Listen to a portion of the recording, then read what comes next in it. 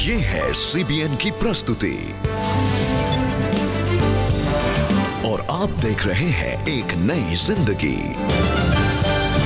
Hello and good morning friends, welcome to एक नई जिंदगी। गुड मॉर्निंग फ्रेंड्स, एक नई जिंदगी में आपका स्वागत है। हम बहुत खुश हैं इस सुबह आप हमारे साथ जुड़े हैं। दोस्तों, इस महीने हम मनी मैटर्स के बारे में बात कर रहे हैं। हमने बहुत कुछ सीखा है। आज हम एक बहुत ही इम्पॉर्टेंट टॉपिक पर बात करेंगे। आज हम जानेंगे कि जब हमारे पास बहुत है, बहुत ताकत है, तब हमें पैसों को कैसे हैंडल करना है। क्या बात है Rebecca, this is such an interesting topic.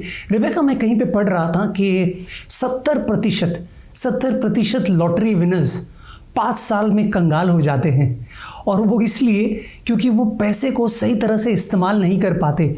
तो हम सब ये ख्वाहिश रखते हैं कि परमेश्वर हमें बहुतायत से आशीष दे और बड़े स्वर्ग से भंडारों को खोले, लेकिन साथ ही साथ इसकी समझ होनी बहुत ज़रूरी है कि जो परमेश्वर आशीष और अबंडेंस हमारी लाइफ में लेकर आ रहा है उसका कैसे इस्तेमाल करना है, ये भी जानना बहुत ज़रूरी है। जी बिल्कुल सही कहा आपने राहुल। इनफैक्ट जब मैंने इस टॉपिक के बारे में सुना तो मैंने सोचा ये तो बहुत इजी है। जब बहुत है तो फिर तो पैसों को हैंडल करना बहुत इजी है, सेव करना भी इजी है। लेकिन ऐसा नहीं है, क्योंकि जब हमारे पास बहुत ताकत होती है तब अगर बुद्धि समझ नहीं है तो हम उन पैसों का सही इस्तेमाल नहीं करेंगे। हमें लगेगा कि हमारे पास ये नहीं है, वो नहीं है, हमें ये भी खरीदना है, वो भी खरीद लें, और हम अपने सारे पैसे खर्च कर देंगे। हम उन्हें सेव नहीं करेंगे, इन्वेस्ट नहीं करेंगे। बिल्कुल दोस्तों, और इसलिए आज इस विषय को, जो गंभीर विषय है, इसी पर थोड़ा और गौर करने वाले हैं हम। जी बिल्कुल। और इनफैक्ट दोस्तों, आज की पहली कहानी में भी हम ऐसे ही एक शख्स की कहानी देखेंगे। इनका नाम है संता राव। यस दोस्तों, संता राव जी के जीवन में सब कुछ अच्छा चल रहा था। उनके पास अच्छी नौकरी थी, वो सिविल इंजीनियर हैं, और अचानक से एक बहुत ही मुसीबतों का पहाड़ सा उन पर आकर टूट पड़ा, जिसने उन्हें बड़ी दुविधा में डाला। लेकिन इस मुसीबत में उन्होंने कुछ सच्चाइयों से भी वो आगाह हुए। आइए दोस्तों, उनकी कहानी उन्हीं की ज़ुबानी सुनते हैं। मैं बेसिकली एक सिविल इंजीनियर हूँ, इसलिए मैं लोगों के लिए वाजिब पैसों में अच्छी तरह घर डिज़ाइन कर सकता हूँ और बना सकता हूँ। हमारे आकर्षक ऑफर्स और जो काम हम करते हैं उसके साथ हमने माय होम बिल्डर्स के लिए अच्छी रेपुटेशन और गुडविल बना ली थी। माय होम बिल्डर्स नाम के पीछे प्रेरणा और कौशल संता राव ही थे, लेकिन ये सब रातों रात एक बुरे सपने में बदल गया। विशाखापट्टनम में जगदम्बा केंद्र के बगल में डबा गार्डन नाम का एक प्रतिष्ठित बिजनेस सेंटर है। वहाँ मैंने कुछ ज़मीन खरीदी। वो किसी डेवलपमेंट के लिए नहीं थी, लेकिन मैंने उसे अपने लिए खरीदा था। बाद में हमने वहाँ 5 मंजिला इमारत बनाई। हम उसे अगले 10 दिनों में ही ओपन करने वाले थे, लेकिन उस रात को वो ढह गई और हमारे सारे सपनों और अरमानों पर पानी फिर गया। ये खबर मिलते ही संता राव साइट पर पहुंचे, जो बचाव दल, अधिकारियों और न्यूज चैनलों से भरी हुई थी। उस हंगामे के बीच उन्होंने महसूस किया कि मलबे में कुछ मजदूर फंसे हुए हैं। जब सभी लोग वहां ये देख रहे थे तो उन्हें उस रात ढह गई इमारत के नीचे 4 आदमियों के रोने की आवाज सुनाई दे रही थी। रेस्क्यू ऑपरेशन स्टार्ट हुआ, और जब बचाव काम में देरी हो रही थी तो मुझे अंदर ही अंदर बहुत ज्यादा डर लग रहा था, क्योंकि पुलिस ने मुझसे कहा था कि अगर वो मजदूर मर गए तो फिर मुझे जेल जाना होगा। तब उनके चौकीदार की पत्नी आगे आई और उन्होंने प्रभु यीशु मसीह से इसे टालने के लिए प्रार्थना की। वो ढह चुकी इमारत के सामने ही घुटने टेक कर अपने हाथों को आसमान की ओर उठाकर प्रभु यीशु मसीह से प्रार्थना करने लगी। मैंने सोचा कि अगर वो परमेश्वर एक सच्चा परमेश्वर है तो सब जब उन फंसे हुए लोगों को बचाने की कोशिश कर रहे हैं तो वो चारों जिंदा ही बाहर निकलेंगे। और हमने अपनी कोशिश जारी रखी। फिर वो चारों लोग उस ढही हुई इमारत से जिंदा ही बाहर निकले। मुझे लगा कि ये हमारे चौकीदार की पत्नी द्वारा की गई प्रार्थना का फल है। फिर भी संता राव के खिलाफ एक पुलिस केस दर्ज किया गया और उन्हें खराब क्वालिटी कंस्ट्रक्शन और धोखाधड़ी का आरोप लगाकर जेल भेज दिया गया। पुलिस ने मुझे जेल में डाल दिया। फिर मैंने सोचा शायद मैं अब जेल से बाहर नहीं आ पाऊंगा। मेरा चैप्टर यहीं पर खत्म हो गया है और अब मेरा जीवन समाप्त हो गया है। मैं गहरे दुख और निराशा में था। उस जेल में एक सीमेंट का बेंच था। उस बेंच के ऊपर वहां बाइबल रखी हुई थी। जब मैंने ये देखा तो मुझे बहुत हैरानी हुई। मैंने कभी नहीं सोचा था कि परमेश्वर मुझसे मिलने आएगा और वो इस तरह से मुझसे बात करेगा। लेकिन उस दिन परमेश्वर ने मुझसे बात की और कहा कि वो मुझे 3 दिन में जेल से रिहा करवा देंगे। तीसरे दिन जब जिन्हें जमानत मिली थी उनका नाम पुकारा गया तो उनमें मेरा नाम सबसे पहले था और कहा गया बोगी शांताराव को जमानत मिल गई है और अब मैं बाहर जा सकता हूँ। प्रभु यीशु मसीह के साथ अपनी एक मुलाकात के बाद सथाराव ने अपना जीवन प्रभु यीशु मसीह को समर्पित कर दिया और अपने क्लाइंट्स के साथ अपने केस को सही तरह से निपटाने का फैसला किया।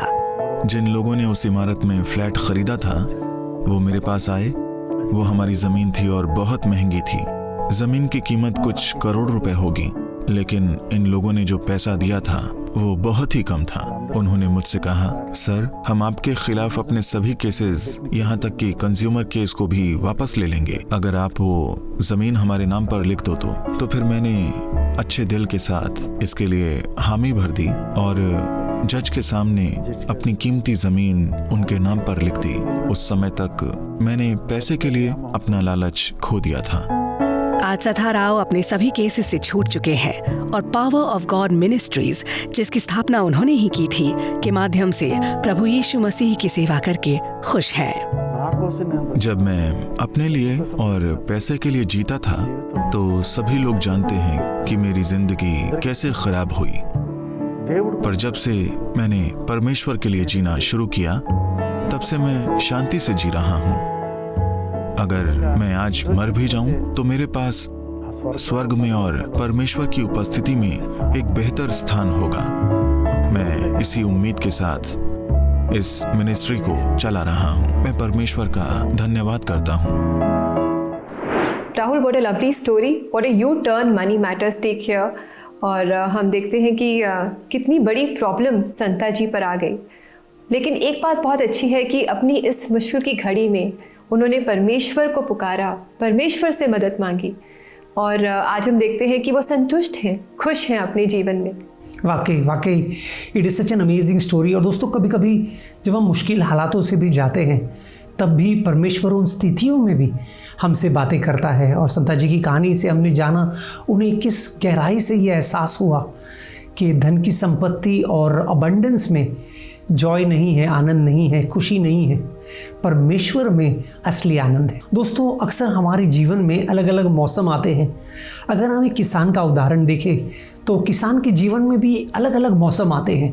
एक मौसम होता है बोने का, एक मौसम होता है सींचने का, फिर एक मौसम आता है इंतज़ार का और फिर आता है कटाई का, है ना। सोइंग, रीपिंग, वेटिंग, ये सारे मौसम है दोस्तों। और वैसे ही हमारे जीवनों में भी अलग अलग मौसम से हम गुजरते हैं।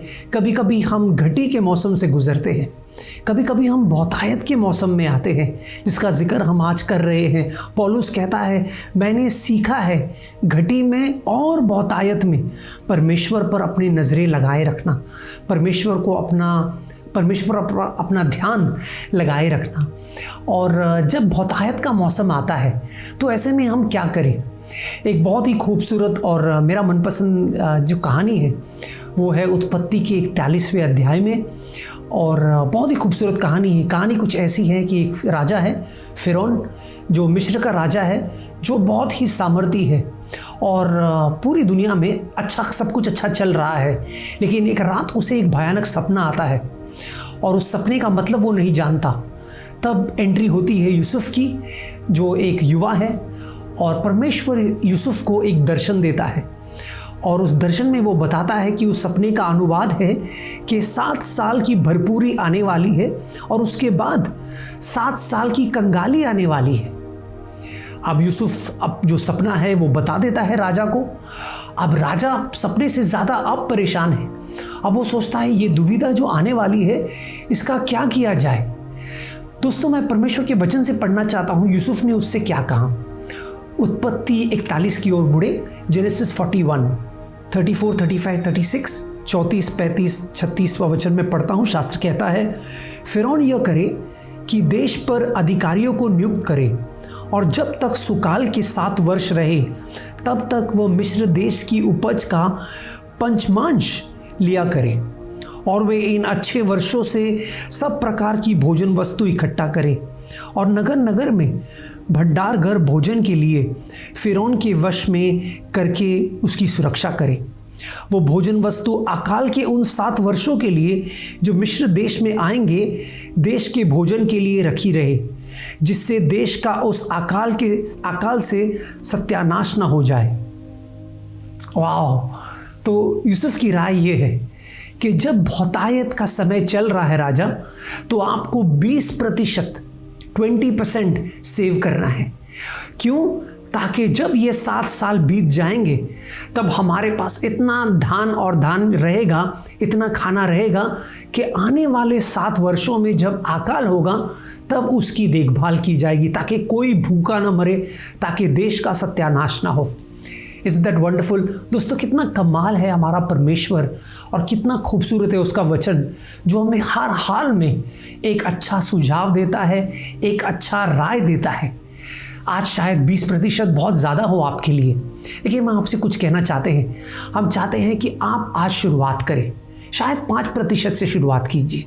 कल 7 पे आइए, परसों 10 पर आइए। जैसे समय बीतता जाएगा आप इस आदत को डालिए। किसी ने कहा, what is habit? Habit is nothing but second nature, है ना। जो हमारा स्वभाव होता है वही आदत होती है। तो आदतें अच्छी होनी चाहिए।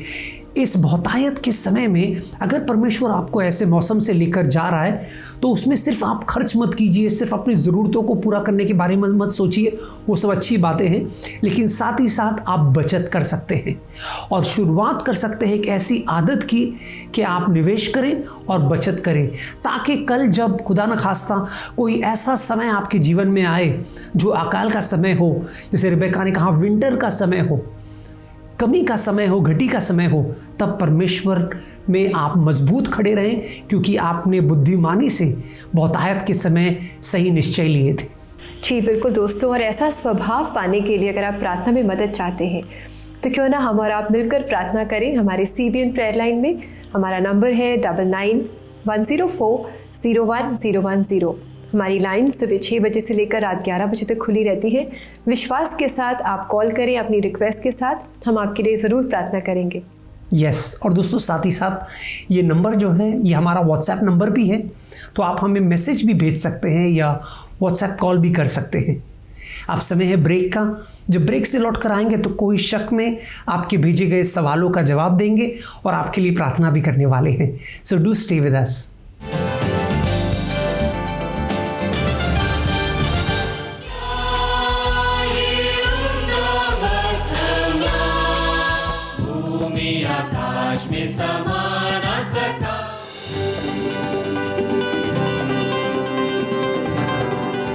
एक नई जिंदगी के लोकप्रिय segment church coir and concert की लोकप्रियता को देखकर लखनऊ की ओमेगा इवेंजेलिकल चर्च ने हमसे संपर्क किया।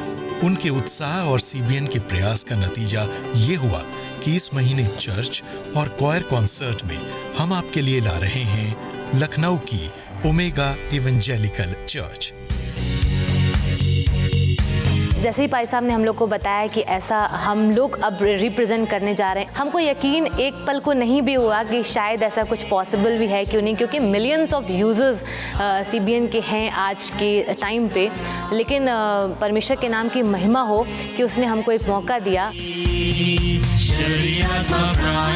शांति आनंद देता है, जान से भी प्यारा प्रभु। साथ ही आपके चर्च के लिए भी एक सुनहरा अवसर है। अगर आपके चर्च की कॉयर भी जोश और जज्बे से भरी है तो हमें 99101010 पर कनेक्ट कीजिए। 9910401010 या फिर connect@cbnindia.org पर ईमेल करें। क्या पता नेशनल TV पर अगली कॉयर आपके चर्च से हो।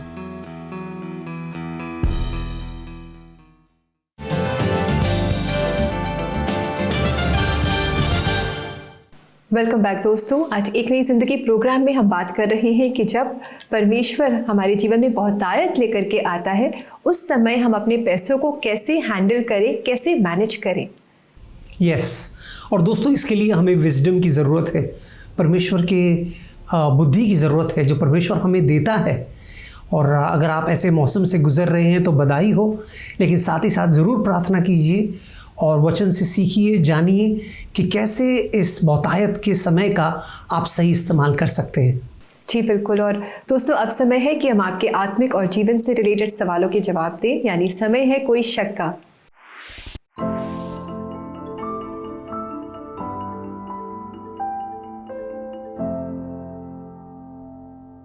पहला सवाल जो हमें भेजा है एंड्रू ने, और ये पूछ रहे हैं, मैं देने में कैसे आगे बढ़ सकता हूँ जब मैं खुद ही कर्जे और फाइनेंशियल प्रॉब्लम से गुजर रहा हूँ। That's a very good question Andrew. कई बार ये सवाल आता है लोगों के जीवन में कि जब हम घटी के मौसम से गुजरते हैं तो क्या देना ज़रूरी है, क्या हम can we take a break from giving. लेकिन अगर आप बिब्लिकली देखें एंड्रू, अगर आप शास्त्र में देखें तो कई बार परमेश्वर ने ऐसे लोगों को देने के लिए प्रोत्साहित किया जो खुद मुश्किल से गुजर रहे थे। जानते हैं क्यों? क्योंकि उसी में उनकी आशीष छुपी हुई थी। So it is not just giving in your in the midst of your lack, it is giving because you trust God. क्योंकि आप परमेश्वर पे भरोसा करते हैं इसलिए आप देते हैं। और आप ऐसा करके देखिए एंड्रू, गॉड आपको ज़रूर आशीषित करेगा। आइए देखिए एक और सवाल जो हमसे पूछ रही है वंदना, एक सेहतमंद और भरपूरी का जीवन जीने के लिए पैसा कितना इम्पोर्टेंट है। Well Vandana, the fact of the matter is, जो सच्चाई तो यही है कि पैसे की ज़रूरत है। और अगर पैसा इतना इम्पोर्टेंट नहीं होता तो यीशु पैसे के विषय में इतनी बातें नहीं करता। क्या आप जानते हैं कि प्रार्थना और उपवास को जितना ज़ोर यीशु मसीह ने नहीं दिया उतना पैसे को दिया। क्यों? क्योंकि यीशु मसीह जानते थे कि प्रार्थना करना शायद हो पाएगा इंसान से, उपवास भी हो पाएगा, लेकिन पैसे का सही इस्तेमाल ही हमारे चरित्र को दिखाता है, निखारता है। Vandana, we hope you got the answer to your question. और दोस्तों, अगर आपके पास भी ऐसे सवाल हैं जो आपको तंग कर रहे हैं और आप उनके जवाब ढूंढ रहे हैं, तो क्यों ना आप इन सवालों को हमारे साथ शेयर करें, हमसे पूछें। हमारी यही कोशिश होगी कि परमेश्वर के वचन से और परमेश्वर की मदद से हम इन सवालों के जवाब दें। और अपने सवाल हमसे पूछने के लिए आप www.cbnindia.org पर जा सकते हैं। वहाँ डिस्कशन बोर्ड पर अपने सवाल आप हमारे साथ ज़रूर शेयर करें। यस दोस्तों, अब समय है प्रार्थना का। हम इसलिए प्रार्थना करते हैं क्योंकि हम हर जीवन के हर फैसले में परमेश्वर पर निर्भर होना चाहते हैं, है ना। तो आइए इस समय हम प्रार्थना करें अपने आप के लिए कि जिस भी मौसम से हम गुजर रहे हैं, चाहे वो घटी का मौसम है या बहुतायत का मौसम है, हर मौसम में हम परमेश्वर को सराहें और परमेश्वर का आदर करें। आइए मिलकर प्रार्थना करते हैं। स्वर्गीय पिता, हम धन्यवाद देते हैं, तू आशीषों को देने वाला परमेश्वर है। प्रभु, जब भी कोई अपनी घटी में अपनी नज़रों को तेरी ओर लगाता है तो तू बहुतायत से उन्हें आशीष करता है। प्रभु, शास्त्र में हम कई ऐसी कहानियों को पढ़ते हैं प्रभु, जहां आपने दिया और बड़े हर्ष से दिया। और प्रभु, हम हमारे प्रिय दर्शकों के लिए प्रार्थना करते हैं इस समय। शायद कोई है जो घटी से गुजर रहा है, उनकी ज़रूरतों को तू पूरा कर। और प्रभु, वो भी जो बहुतायत का अनुभव कर रहे हैं, धन्यवाद उनके बहुतायत के आशीष के लिए। हम ये भी प्रार्थना करते हैं प्रभु कि उन्हें सही समझ दे कि उन्हें क्या करना है इस पैसे के साथ, कितना देना है, कितना बचाना है, कितना निवेश करना है, कैसे खर्च करना है। इस सब में प्रभु तू हमें सद्बुद्धि देगा। ये प्रार्थना हम यीशु मसीह के नाम में करते हैं। आमीन, आमीन, आमीन, आमीन। दोस्तों, एक प्रेयर टिप हम आपको देना चाहते हैं।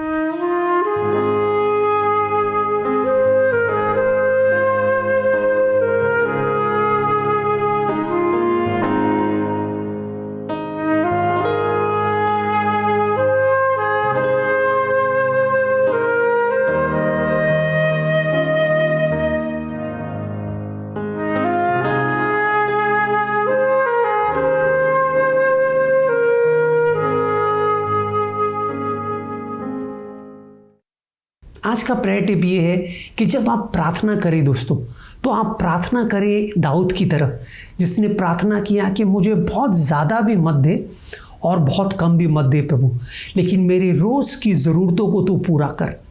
आप भी ऐसी प्रार्थना कीजिए कि प्रभु हर सूरत में मैं संतुष्ट रहूं। फिर देखिए आपका जो नज़रिया है जीवन को देखने का और आर्थिक स्थितियों को देखने का, वो बदल जाएगा। जी बिल्कुल, कितनी खूबसूरत प्रार्थना है दाऊद की। आइए दोस्तों, आज परमेश्वर के वचन में हम इसी प्रार्थना को देखें।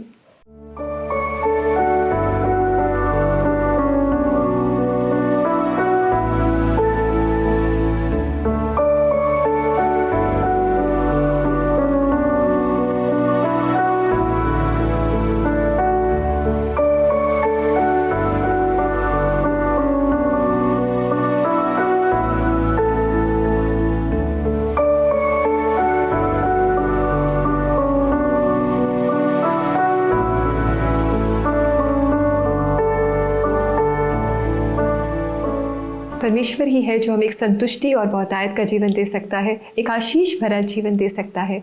आइए दोस्तों, अब हम लेंगे एक छोटा सा ब्रेक और ब्रेक के बाद हम सुपरबुक मर्चेंडाइज के बारे में जानेंगे। So do stay with us, we'll come back सून।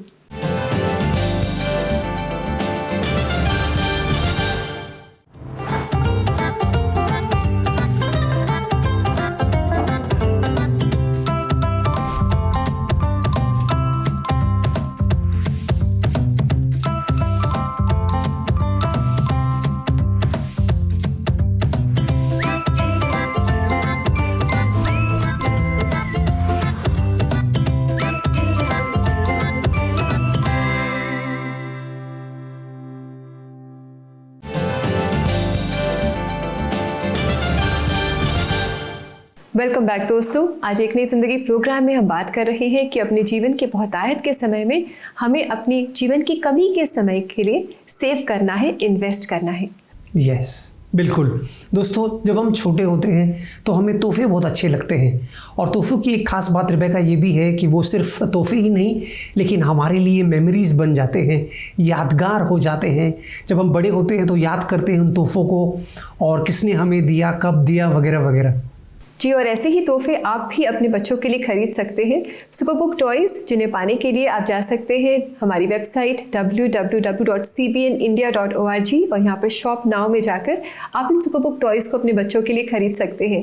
और आज भी हम आपकी मुलाकात कराने जा रहे हैं ऐसे ही दो बच्चों से जो कालिम्पोंग से हैं और इन्होंने भी इन टॉयज़ को खरीदा है और इन्हें बहुत इंजॉय कर रहे हैं। आइए इनसे मुलाकात करें।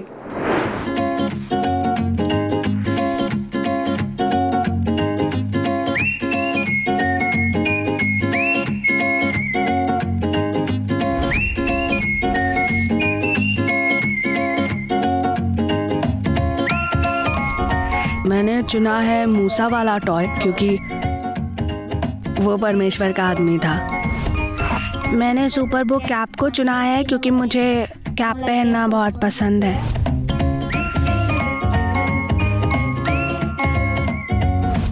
मैं इससे बहुत सी चीज़ें सीखता हूँ, जैसे बड़ों का सम्मान कैसे करते हैं, कैसे विश्वास योग्य रहते हैं और कैसे रोज़ाना सामने आने वाली मुश्किलों से लड़ते हैं, उनका सामना करते हैं।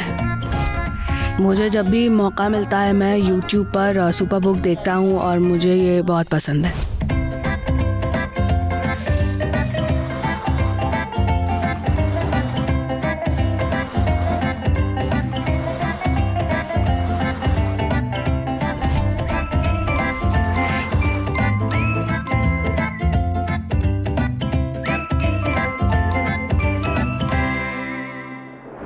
वाह रिबेका, इस वेबसाइट पर जब हम जाते हैं www.cbnindia.org शॉप नाउ पर, तब आप देखते हैं कि कितना वैरायटी है वहाँ पर चूज़ करने के लिए। चाहे आप DVDs ले सकते हैं या कैप्स ले सकते हैं, गिज़्मो टॉयज़ ले सकते हैं या फिर फिगरीन्स ले सकते हैं वहाँ पर। तो दोस्तों, आप अपने बच्चों को ये तोहफे दे सकते हैं and I am sure you will bring a big smile on their face. Yes, lots of things for your children, friends. आप इन्हें खरीदें, अपने बच्चों के साथ शेयर करें और बच्चों के फ्रेंड्स के साथ भी शेयर करें, and I'm sure you all will be blessed. Yes दोस्तों, हम उम्मीद करते हैं कि हमारे आज के प्रोग्राम से आप बहुत प्रोत्साहन पाए हैं। हमारी प्रार्थना है कि परमेश्वर आपको ऐसे बरकत के मौसम में लेकर आए, लेकिन साथ ही साथ परमेश्वर आपको सद्बुद्धि भी दे कि ऐसे मौसम में कैसे फैसले लेना है। तो आज के हमारे इस प्रोग्राम को ज़रूर याद रखिए। परमेश्वर के वचन को पढ़ते रहें, प्रार्थना में लगे रहें, ताकि आप परमेश्वर से बुद्धि और समझ पाएं। समय है कि आपसे इजाज़त लें। कल आपसे फिर मुलाकात करेंगे हमारे पहचान कौन क्विज में, और आशा करते हैं कि आज का आपका दिन बहुत अच्छा बीतेगा।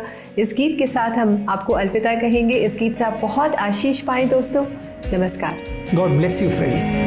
तेरा प्यार है अपार, करूं कैसे बयां, तन्हाई में मेरे सदा तू मेरे साथ। तेरा प्यार है अपार, करूं कैसे बयां, तन्हाई में मेरे सदा तू मेरे साथ। मेरे अश्क भी करते स्तुति, रूह मेरी पाती सुकून। मेरे अश्क भी करते स्तुति, रूह मेरी पाती सुकून। हाथों को उठाकर तेरी स्तुति करूं, सबसे हसीन है तू, हमदम मेरा प्रभु। हाथों को उठाकर तेरी स्तुति करूं, सबसे हसीन है तू, हमदम मेरा प्रभु।